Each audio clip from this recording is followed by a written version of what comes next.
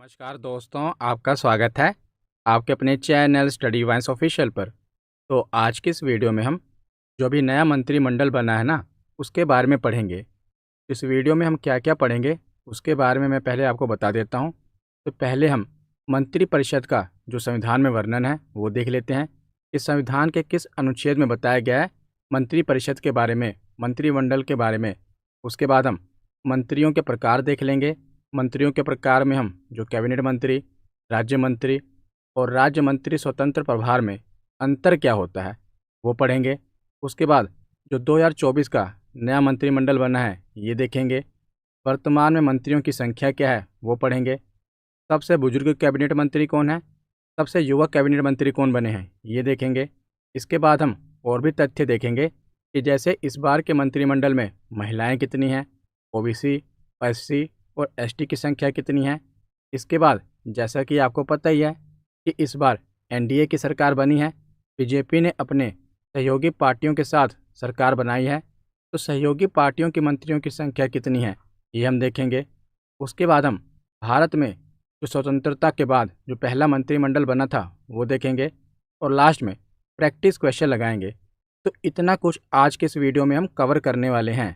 ये वीडियो आप देख ही रहे हैं कि आपके लिए बहुत इम्पोर्टेंट होने वाली है। हम वो सारे फैक्ट्स कवर करेंगे जो कि आपके एग्ज़ाम में पूछे जा सकते हैं। हम मंत्रिमंडल के बारे में तो पढ़ेंगे ही, उसके साथ आप देख रहे हैं कि जो भी एक्स्ट्रा फैक्ट हैं वो मैं आपको बताऊंगा, जो भी इम्पोर्टेंट फैक्ट है। तो चलिए बिना देरी किए हुए वीडियो को शुरू करते हैं। तो चलिए वीडियो की शुरुआत करते हैं और सबसे पहले देखते हैं कि मंत्रिपरिषद का संविधान के किस अनुच्छेद में वर्णन है। तो अनुच्छेद 74 में इसका वर्णन है। बताया गया है कि राष्ट्रपति की सहायता और सलाह देने के लिए प्रधानमंत्री की अध्यक्षता में एक मंत्रिपरिषद होगा जो अपने कार्यों के निर्वहन में ऐसी सलाह के अनुसार कार्य करेगा। तो इसमें बताया गया है कि राष्ट्रपति को सहायता और सलाह देने के लिए, और आपको पता है कि हमारे संविधान में जो राष्ट्रपति है ये तो केवल नाम मात्र का मुखिया है। असली मुखिया कौन है? तो प्रधानमंत्री। तो प्रधानमंत्री की अध्यक्षता में एक मंत्रिपरिषद होगा, ये अनुच्छेद 74 में बताया गया है। और अनुच्छेद 75 में क्या बताया गया है? तो अनुच्छेद 75 में मंत्रियों के रूप में अन्य प्रावधान बताए गए हैं। कौन कौन से? जैसे कि नियुक्ति, अपॉइंटमेंट। तो प्रधानमंत्री की नियुक्ति राष्ट्रपति के द्वारा की जाएगी और अन्य मंत्रियों की नियुक्ति राष्ट्रपति के द्वारा प्रधानमंत्री की सलाह पर की जाएगी। इसमें बताया गया है कि जो नियुक्ति होगी ना मंत्रिपरिषद में मंत्रियों की, तो प्रधानमंत्री की नियुक्ति तो राष्ट्रपति के द्वारा की जाएगी और उसके बाद प्रधानमंत्री बताएगा कि कौन कौन से मंत्रियों की नियुक्ति करनी है। तो प्रधानमंत्री के सहायता के द्वारा, यानी कि प्रधानमंत्री की सलाह के द्वारा मंत्रियों की नियुक्ति की जाएगी। किसके द्वारा? राष्ट्रपति के द्वारा। उसके बाद है कि संख्या कितनी होगी, यानी कि जो भी मंत्री होंगे इनकी संख्या कितनी होगी। तो मंत्रिपरिषद में प्रधानमंत्री सहित मंत्रियों की कुल संख्या लोकसभा की कुल संख्या के 15% से अधिक नहीं होगी। याद रखिएगा, कितने प्रतिशत से? 15% से अधिक नहीं होनी चाहिए। इसके 15% से अधिक नहीं होनी चाहिए तो लोकसभा की कुल संख्या की। जैसे अभी वर्तमान में लोकसभा में कितने सदस्यों को चुना गया है? तो आपको पता है 543 सदस्यों को चुना गया है। तो इसका 15% कितना होता है? तो इसका 15% आप निकालेंगे तो लगभग 81 के करीब आएगा। तो 81 सदस्यों से ज़्यादा, यानी कि 81 मंत्रियों से ज़्यादा मंत्रिपरिषद में मंत्री नहीं बन सकते। तो ऐसा कहाँ पर कहा गया है? तो ये प्रावधान 2003 में 91वें संविधान संशोधन अधिनियम द्वारा जोड़ा गया है। क्योंकि पहले क्या होता था कि जो गठबंधन की सरकार जब बनती थी तो सभी को मंत्री बनना है, तो कितने भी मंत्री बन जाते थे, क्योंकि सभी को कैबिनेट मंत्री या राज्य मंत्री बनना होता है। तो इस प्रकार तो कितने भी मंत्री बन सकते हैं। लेकिन इसको रोकने के लिए क्या किया गया कि 91वें संविधान संशोधन किया गया। इसके द्वारा ये अधिनियम जोड़ा गया कि जो भी लोकसभा की कुल संख्या होगी ना, उसके 15% से अधिक मंत्री नहीं बन सकते। याद रखिएगा, ये इम्पोर्टेंट प्रावधान है और ये 2003 में 91 अमेंडमेंट के तहत इस अधिनियम को जोड़ा गया है। ये भी इम्पोर्टेंट है, याद रखिएगा। और अनुच्छेद 75 में क्या बताया गया है? पद धारण, यानी कि टेन्योर कितना रहेगा। तो जो मंत्री है ये राष्ट्रपति के प्रसाद पर्यंत पद धारण करेंगे। प्रसाद पर्यंत यानी कि राष्ट्रपति की इच्छा अनुसार, जब तक राष्ट्रपति की इच्छा है तो इच्छा का मतलब ये नहीं है कि राष्ट्रपति कभी भी हटा देगा। राष्ट्रपति संविधान के अकॉर्डिंग चलेगा। उसके बाद है उत्तरदायित्व, यानी कि रिस्पॉन्सिबिलिटी क्या क्या है। तो मंत्रिपरिषद सामूहिक रूप से लोकसभा के प्रति उत्तरदायी होगा। का तात्पर्य यह है कि सभी मंत्री अपने सभी भूल और कार्यों के लिए लोकसभा के प्रति जिम्मेदार होंगे। ऐसा नहीं है कि शिक्षा मंत्री ने कोई अगर गलत काम किया तो बाकी के मंत्री उसके लिए उत्तरदायी नहीं है। पूरा का पूरा मंत्रिपरिषद सामूहिक रूप से उसकी जिम्मेदारी लेगा, यानी कि सभी लोकसभा के प्रति संयुक्त रूप से जिम्मेदार हैं। उसके बाद है शपथ, यानी कि इन्हें ओथ कौन दिलाता है। तो राष्ट्रपति, प्रधानमंत्री और मंत्रियों को शपथ दिलाते हैं। ये आपने देखा होगा अभी न्यूज़ में कि राष्ट्रपति ने प्रधानमंत्री और मंत्रियों को शपथ दिलाई थी। उसके बाद है कि योग्यता कितनी होनी चाहिए मंत्रिपरिषद में मंत्री बनने के लिए। तो मंत्रिपरिषद का सदस्य बनने के लिए व्यक्ति को संसद का सदस्य होना चाहिए। अगर वो नहीं है तो 6 महीने में सदस्य बनना अनिवार्य होगा। आपने देखा होगा कि इस बार क्या बहुत बार ऐसे मंत्री बना दिए जाते हैं जो कि चुनाव नहीं जीतते होते। इस बार भी आपने देखा होगा कि कई ऐसे मंत्री बने हैं जो कि लोकसभा का चुनाव हार गए हैं। तो ऐसा कैसे हो सकता है? तो ऐसा संविधान में प्रावधान है कि किसी को भी मंत्री बनाया जा सकता है, लेकिन शर्त क्या है कि अगर कोई चुनाव नहीं जीता, यानी कि अगर वो संसद के ना तो लोकसभा में है ना राज्यसभा में है, तो 6 महीने के अंदर उसे संसद का सदस्य बनना अनिवार्य है। ज़्यादातर क्या होता है कि जो लोकसभा का चुनाव हार जाते हैं ना, सरकार क्या करती है, उन्हें राज्यसभा का सदस्य बना देती है 6 महीने के अंदर। 6 महीने के अंदर अगर वो राज्यसभा के भी सदस्य बन जाएं तब भी वो इसके योग्य हैं, क्योंकि ये बताया गया है कि जब वो मंत्रिपरिषद में मंत्री की शपथ लेंगे उसके बाद 6 महीने के अंदर उनका सदस्य बनना अनिवार्य है। सदस्य कहाँ पर बनना अनिवार्य है? तो संसद का।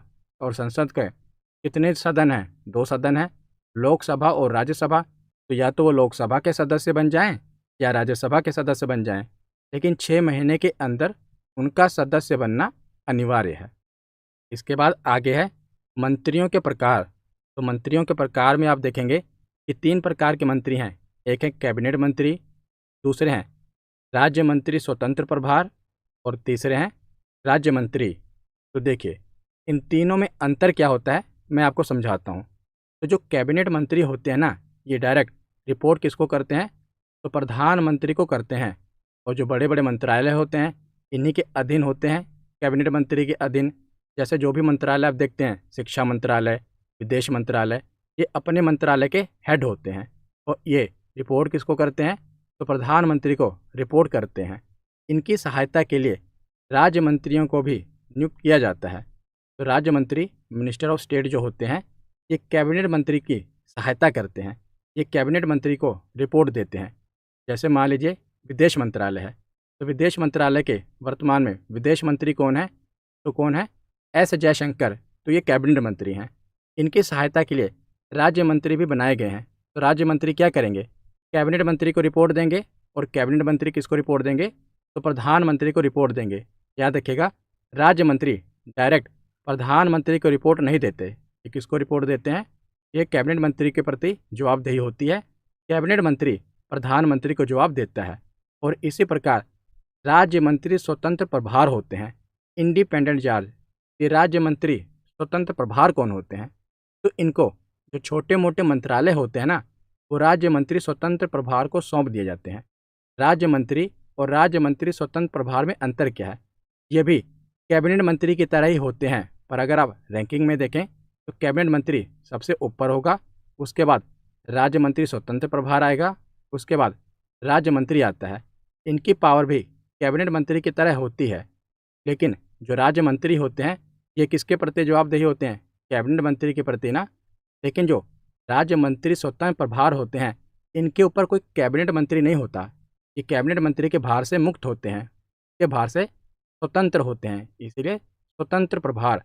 राज्य मंत्री के ऊपर कोई भी कैबिनेट मंत्री नहीं होता, ये भी डायरेक्ट प्रधानमंत्री को ही रिपोर्ट करते हैं। याद रखिएगा, तो राज्य मंत्री स्वतंत्र प्रभार जैसे कोई छोटा मोटा मंत्रालय होता है ना, वो इनको दे दिया जाता है और ये डायरेक्ट प्रधानमंत्री को रिपोर्ट करते हैं। तो आशा करता हूँ आपको समझ में आया होगा कि कैबिनेट मंत्री, राज्य मंत्री स्वतंत्र प्रभार और राज्य मंत्री में अंतर क्या है। इसके बाद आगे देखते हैं। तो आगे हम देखते हैं कि इस बार मंत्रिपरिषद में मंत्रियों की संख्या कितनी है। तो देखिए, एक तो प्रधानमंत्री हो गए ना, उसके बाद 30 कैबिनेट मंत्री बने हैं, राज्य मंत्री स्वतंत्र प्रभार 5 बने हैं, और राज्य मंत्री कितने बने हैं? तो 36 राज्य मंत्री बने हैं। तो टोटल कितने मंत्रिपरिषद में मंत्री हैं?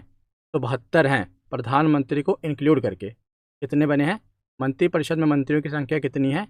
तो 72 है, याद रखिएगा। और बन कितने सकते हैं? तो 81 मंत्री इस बार बन सकते हैं, जिसमें से 72 बनाए गए हैं, याद रखिएगा। इसके बाद आगे देखते हैं। तो आगे अब हम जो नया मंत्रिमंडल बना है ना, उनके बारे में पढ़ते हैं कि कौन कौन मंत्री बना है। तो सबसे पहले हैं प्रधानमंत्री श्री नरेंद्र मोदी। तो इनके पास कौन कौन सा मंत्रालय है? सबसे पहले तो ये प्रधानमंत्री हैं, यानी कि सभी सदस्यों ने इन्हें अपना नेता चुना है, ये प्रधानमंत्री बने हैं। उसके बाद कार्मिक, लोक शिकायत और पेंशन मंत्रालय ये किसके अधीन है? तो प्रधानमंत्री के अधीन है। परमाणु ऊर्जा विभाग भी प्रधानमंत्री के अधीन है। अंतरिक्ष विभाग भी प्रधानमंत्री के अधीन है। और सभी महत्वपूर्ण जो नीतिगत मुद्दे हैं ये भी प्रधानमंत्री के अधीन हैं। तो ये आप याद रखिएगा कि अंतरिक्ष विभाग, परमाणु ऊर्जा विभाग, कार्मिक, लोक शिकायत और पेंशन मंत्रालय किसके अधीन है? तो प्रधानमंत्री श्री नरेंद्र मोदी के अधीन है। तो राजनाथ सिंह को रक्षा मंत्री बनाया गया है, ये तो आपको याद ही हो गया होगा, बहुत बार इन्हें रक्षा मंत्री बनाया जा चुका है। तो राजनाथ सिंह रक्षा मंत्री बने हैं। और अमित शाह पहले की तरह ये गृह मंत्री हैं और सहकारिता मंत्री हैं। पहले भी ये गृह मंत्री थे और सहकारिता मंत्री थे, इन्हें दोबारा गृह मंत्री और सहकारिता मंत्री बनाया गया है। Nitin Gadkari ji, Bob the builder, ये भी सड़क परिवहन और राजमार्ग मंत्री बने हैं। Minister of road transport and highways बने हैं। इन्होंने बहुत अच्छा काम किया है इस मंत्रालय में, तो इन्हें दोबारा सड़क परिवहन और राजमार्ग मंत्री बनाया गया है। इसके बाद आगे हैं तो जगत प्रकाश नड्डा, ये इस बार नया कैबिनेट मंत्री बने हैं। पिछली बार ये बीजेपी के अध्यक्ष थे, पर इन्हें इस बार स्वास्थ्य मंत्री बनाया गया है। तो स्वास्थ्य और परिवार कल्याण मंत्री कौन बने हैं? तो जगत प्रकाश नड्डा। और इन्हें रसायन और उर्वरक मंत्री भी बनाया गया है। Minister of chemical and fertiliser भी बनाया गया है, याद रखिएगा। ज़्यादा इम्पोर्टेंट है कि इन्हें इस बार स्वास्थ्य मंत्री, हेल्थ मिनिस्टर बनाया गया है। पिछली बार इनकी कैबिनेट में जगह नहीं थी, ये बीजेपी के अध्यक्ष थे, और इस बार इन्हें हेल्थ मिनिस्टर बनाया गया है। उसके बाद है पीयूष गोयल। तो पीयूष गोयल को वाणिज्य और उद्योग मंत्रालय दिया गया है, ये minister of commerce and industry हैं, याद रखिएगा। उसके बाद आगे देखते हैं तो लल्लन सिंह को पंचायती राज मंत्री, मत्स्य पालन, पशुपालन और डेयरी मंत्रालय दिया गया है। पिछली बार ये भी मंत्री नहीं थे, इस बार इन्हें पंचायती राज मंत्री, मत्स्य पालन, पशुपालन और डेयरी मंत्री बनाया गया है। इसके बाद है निर्मला सीतारमण जी। तो निर्मला सीतारमण जी को वित्त मंत्री फिर से बना दिया गया है, और ये कॉरपोरेट मामलों की भी मंत्री हैं, याद रखिएगा। इन्हें वित्त मंत्रालय दिया गया है, जो कि सबसे महत्वपूर्ण है, और कॉरपोरेट मामलों की भी ये मंत्री हैं। तो लल्लन सिंह को पंचायती राज मंत्री बनाया गया है, मत्स्य पालन, पशुपालन और डेयरी मंत्री बनाया गया है, और निर्मला सीतारमण जी को वित्त मंत्री और कॉरपोरेट मामलों की मंत्री बनाया गया है। इसके बाद आगे देखते हैं तो अश्विनी वैष्णव, पहले भी इन्हें रेल मंत्रालय दिया गया था, इस बार भी इन्हें रेल मंत्री बनाया गया है। तो इनके पास 3 मंत्रालय हैं, इन्हें रेल मंत्री भी बनाया गया है, इन्हें सूचना एवं प्रसारण मंत्री भी बनाया गया है, इन्हीं को इलेक्ट्रॉनिक्स एवं सूचना प्रौद्योगिकी मंत्री भी बनाया गया है।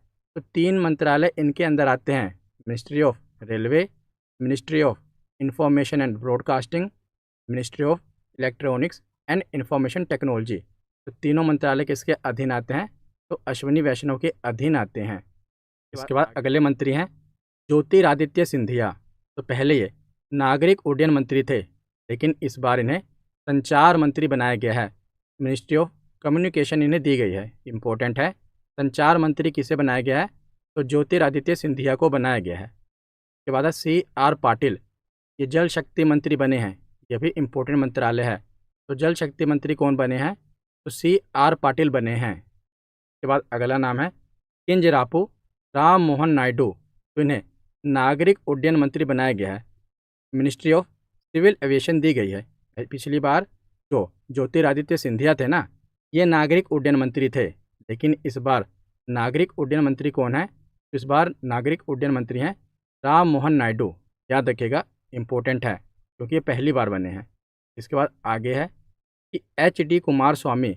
तो एच.डी. कुमार स्वामी को इस्पात मंत्री बनाया गया है, मिनिस्ट्री ऑफ स्टील इन्हें दी गई है। इसके बाद है शिवराज सिंह चौहान। तो शिवराज सिंह चौहान इम्पोर्टेंट नेम है, मध्य प्रदेश के मुख्यमंत्री रह चुके हैं। इस बार इन्हें कृषि मंत्रालय दिया गया है, तो कृषि एवं किसान कल्याण मंत्री बने हैं, याद रखिएगा। और इसी के साथ इन्हें ग्रामीण विकास मंत्रालय भी दिया गया है। तो 2 मंत्रालय इन्हें दिए गए हैं, कौन कौन से? एक तो कृषि मंत्रालय, कृषि एवं किसान कल्याण मंत्री बने हैं। दूसरा ग्रामीण विकास मंत्री बने हैं, कौन बने हैं? शिवराज सिंह चौहान बने हैं। पहले ये मध्य प्रदेश के मुख्यमंत्री थे। इसके बाद है मनोहर लाल खट्टर। तो मनोहर लाल खट्टर को आवास एवं शहरी कार्य मंत्रालय दिया गया है, ministry of housing and urban affairs दिया गया है, याद रखिएगा। तो इसके बाद अगले मंत्री हैं हरदीप सिंह पुरी। तो हरदीप सिंह पुरी के पास पहले भी पेट्रोलियम मंत्रालय था, इस बार भी ये पेट्रोलियम और प्राकृतिक गैस मंत्री बने हैं। कौन है? हरदीप सिंह पुरी। इसके बाद अगले मंत्री हैं डॉक्टर मनसुख मांडविया। तो डॉक्टर मनसुख मांडविया इस बार श्रम एवं रोजगार मंत्री इन्हें बनाया गया है, और ये युवा मामले एवं खेल मंत्री भी हैं। इम्पोर्टेंट ये है कि खेल मंत्री कौन है? तो खेल मंत्री कौन है? तो डॉक्टर मनसुख मांडविया ये खेल मंत्री हैं। इसके बाद अगला नाम है चिराग पासवान। तो चिराग पासवान को इस बार खाद्य प्रसंस्करण उद्योग मंत्री बनाया गया है, ministry of food processing industry किसे दी गई है? तो चिराग पासवान को दी गई है। इम्पोर्टेंट नेम है, याद रखेगा। इन्हें खाद्य प्रसंस्करण उद्योग मंत्री बनाया गया है। इसके बाद आगे चलते हैं, आगे देखते हैं। तो गजेंद्र सिंह शेखावत को पर्यटन मंत्री और संस्कृति मंत्री बनाया गया है। तो मिनिस्ट्री ऑफ टूरिज्म और मिनिस्ट्री ऑफ कल्चर किसे दिया गया है? तो गजेंद्र सिंह शेखावत को दिया गया है। अगला नाम है जी किशन रेड्डी। तो जी किशन रेड्डी को कोयला मंत्री और खान मंत्री बनाया गया है, मिनिस्ट्री ऑफ कोल्स और मिनिस्ट्री ऑफ माइंस किसे दी गई है? तो जी किशन रेड्डी को दी गई है। अगले मंत्री हैं भूपेंद्र यादव। तो भूपेंद्र यादव को पर्यावरण वन जलवायु परिवर्तन मंत्री बनाया गया है, ministry of environment forest and climate change किसे दी गई है? तो भूपेंद्र यादव को दी गई है, याद रखिएगा, इम्पोर्टेंट नेम है। इसके बाद आगे है अन्नपूर्णा देवी। तो अन्नपूर्णा देवी को क्या बनाया गया है? तो महिला और बाल विकास मंत्री किसे बनाया गया है? अन्नपूर्णा देवी को बनाया गया है, इम्पोर्टेंट नेम है, याद रखिएगा। इसके बाद अगला नाम है गिरिराज सिंह। तो गिरिराज सिंह को कपड़ा मंत्रालय दिया गया है। कपड़ा मंत्री कौन बने हैं? गिरिराज सिंह बने हैं। गिरिराज सिंह के बाद हैं किरेन रिजिजू। तो किरेन रिजिजू को संसदीय कार्य मंत्री और अल्पसंख्यक कार्य मंत्री बनाया गया है। इम्पोर्टेंट यह है कि मिनिस्ट्री ऑफ माइनॉरिटी अफेयर्स अल्पसंख्यक मंत्री कौन बने हैं? तो किरेन रिजिजू बने हैं, मिनिस्ट्री ऑफ माइनॉरिटी अफेयर्स इन्हें दिया गया है, ये इम्पोर्टेंट है। इसके बाद आगे है प्रहलाद जोशी।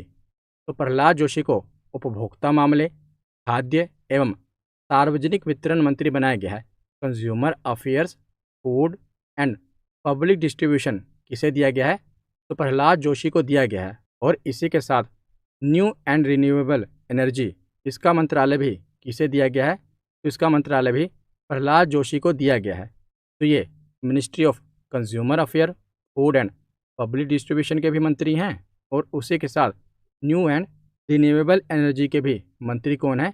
प्रहलाद जोशी। और अगले मंत्री हैं सर्बानंद सोनोवाल।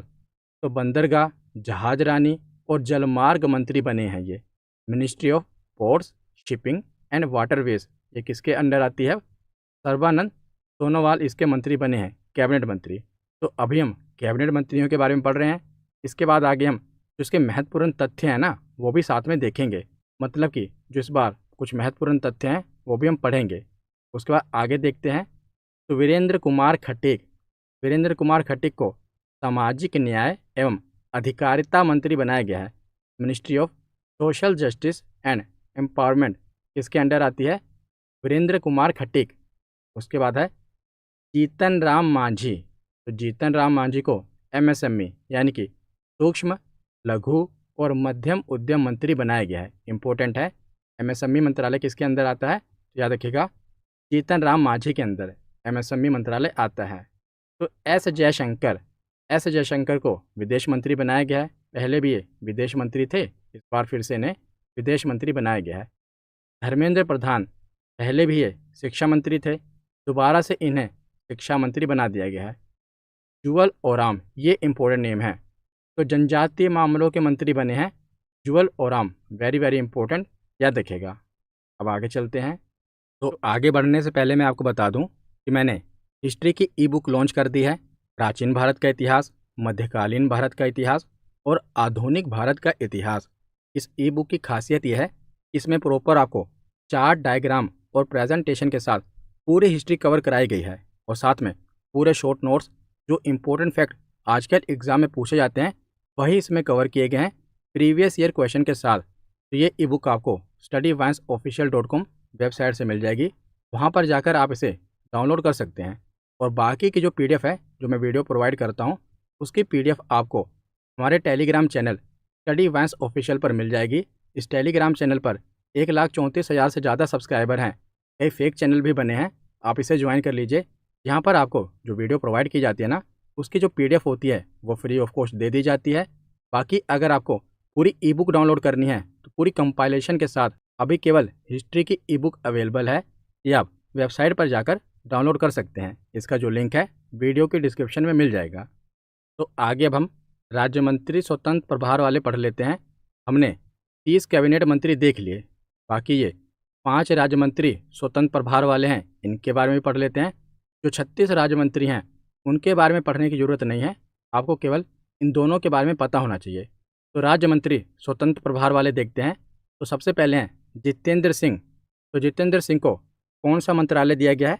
ये राज्य मंत्री हैं, याद रखेगा, इंडिपेंडेंट इंचार्ज वाले। तो विज्ञान एवं प्रौद्योगिकी मंत्रालय के राज्य मंत्री इन्हें बनाया गया है और इसी के साथ पृथ्वी विज्ञान मंत्रालय के राज्य मंत्री भी ये बने हैं। तो मैंने आपको बताया ना कि कुछ छोटे मोटे मंत्रालय होते हैं, ये राज्य मंत्री स्वतंत्र प्रभार वालों को दे दिए जाते हैं। उसके बाद आगे है अर्जुन राम मेघवाल, इन्हें विधि एवं न्याय मंत्रालय का राज्य मंत्री बनाया गया है। इंडिपेंडेंट चार्ज दिया गया है किसका? Ministry of law and justice का। उसके बाद है प्रताप राव गणपत राव जाधव, इन्हें आयुष मंत्रालय का राज्य मंत्री बनाया गया है। इन्हें इंडिपेंडेंट चार्ज दिया गया है किसका? मिनिस्ट्री ऑफ आयुष का। उसके बाद आगे हैं, तो 3 हमने मंत्री देख लिए, टोटल कितने बने हैं? तो 5 बने हैं।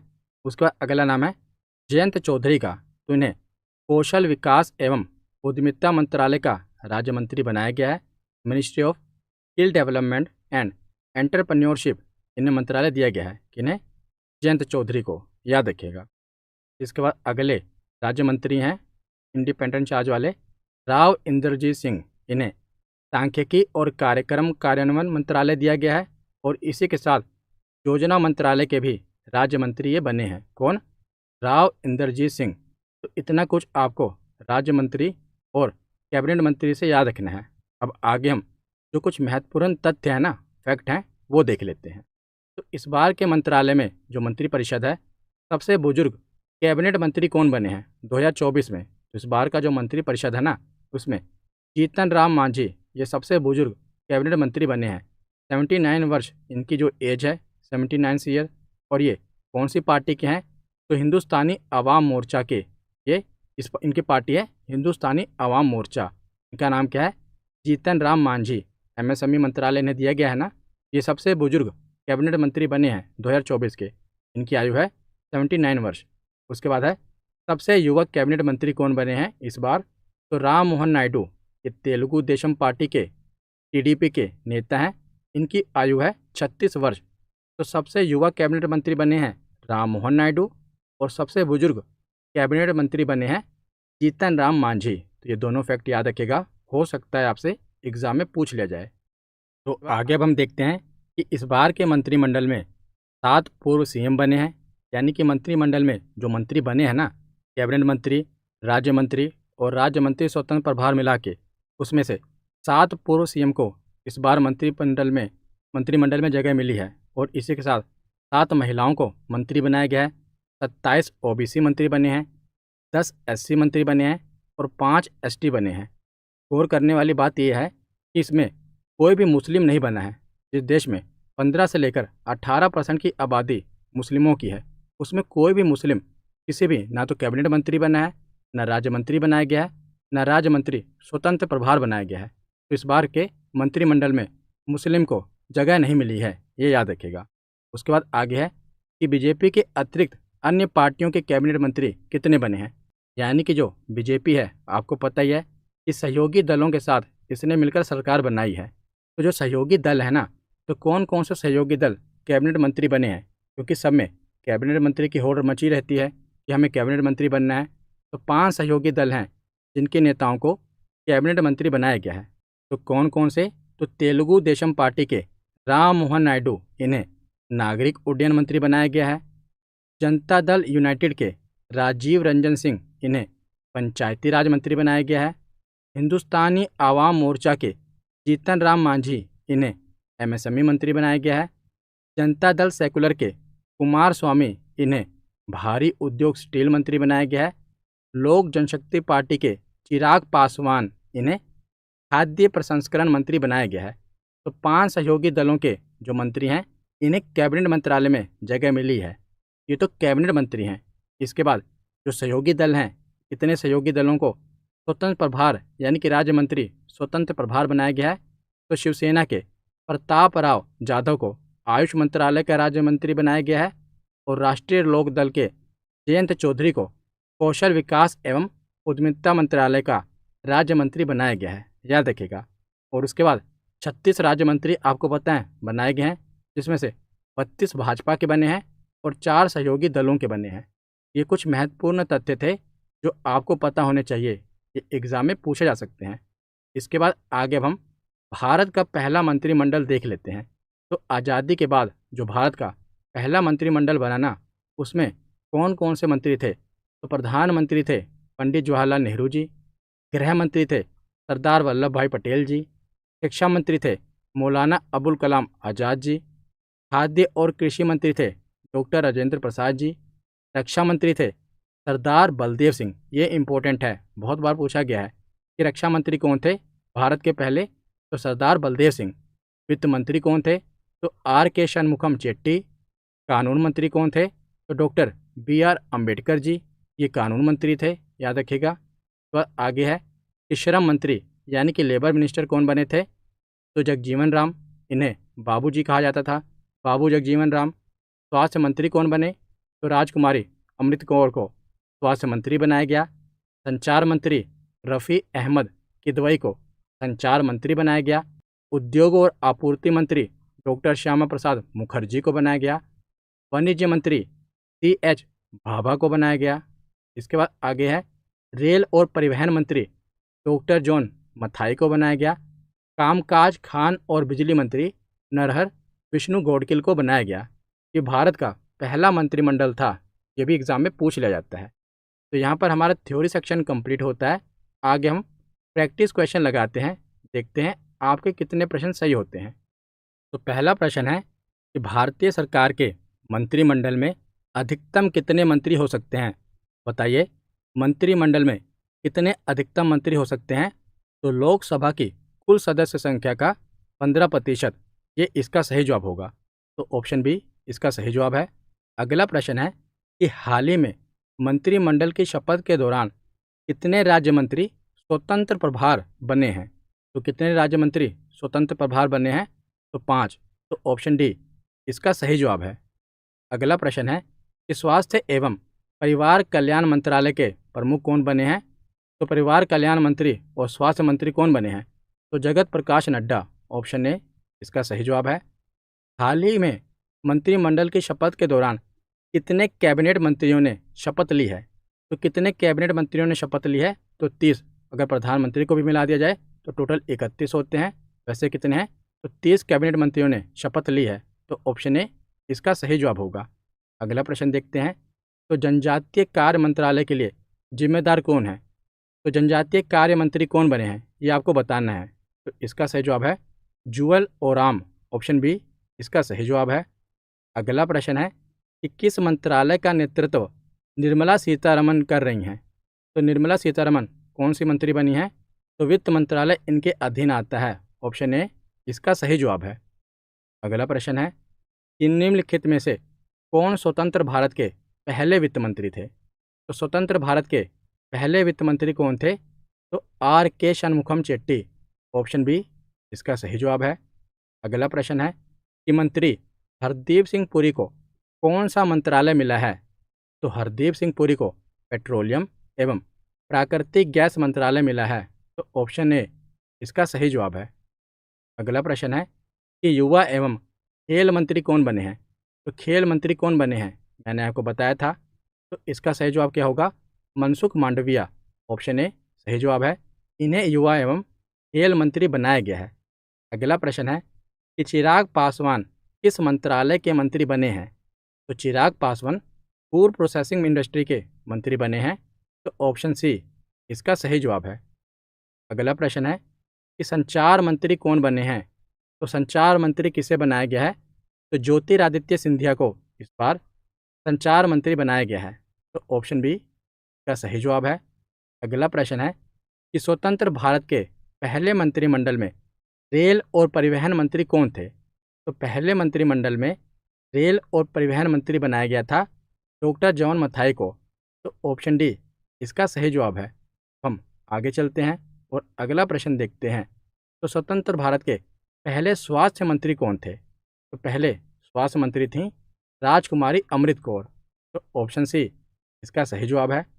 अगला प्रश्न है कि 2024 में मंत्रिपरिषद में कुल कितने मंत्री बने हैं? तो कुल कितने मंत्री बने हैं? तो 72 मंत्री बने हैं।